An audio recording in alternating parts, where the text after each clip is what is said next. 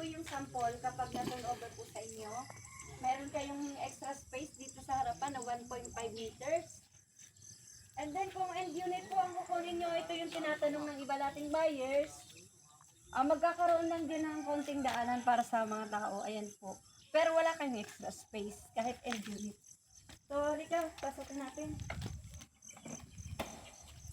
Ito po ang exact model house na turnover unit na ibibigay ko sa inyo. Ayan. Dito po yung dining area, ando yung living area. Ito naman yung kitchen and sink. Meron na siyang tiles. At dito po wala pang kitchen cabinet. Ayan po. Makikita nyo guys, wala pang pintura. Ito po, no ceiling po. Ayan. As in bare type. Pero kapag pang bare type, makikita nyo, maganda ang bintana nila.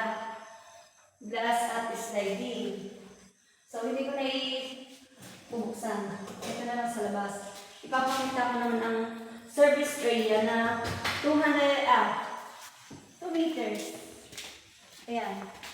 Baka maghanap kayo ng 200 meters. 2 meters lang ito guys. Ayan. So, ito yung likod. Pagkatingnan natin yung likod. Ang itsura ng unit nyo. Kapag na-turn over sa inyo, tingnan nyo guys. Look type mukhang townhouse oh. Pag nakatilikod. Char! Di ba ang ganda? Oh. Tapos ito, kapag end unit nga kayo, ito nga. Wala na kayong magiging space dito. Sarado na yan. Close na. Halika. Okay tayo sa taas. Sa mga naghahanap ng corner, wala na. Ubos na po. Mag-aantay tayo ulit na rooftop na na-open. Ito yung stair o hagdanan. Pwede nyo itong improve. Steel. Tapos, kagaya na sinabi ko sa mga naunang video, walang partition. Yung iba, gusto nila open lang po, papalagyan lang ng gamit at saka na vinyl tiles.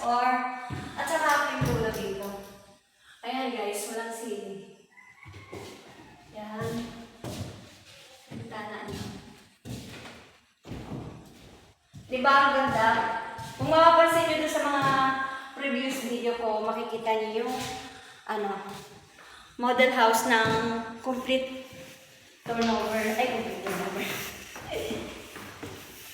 Yung may gamit na.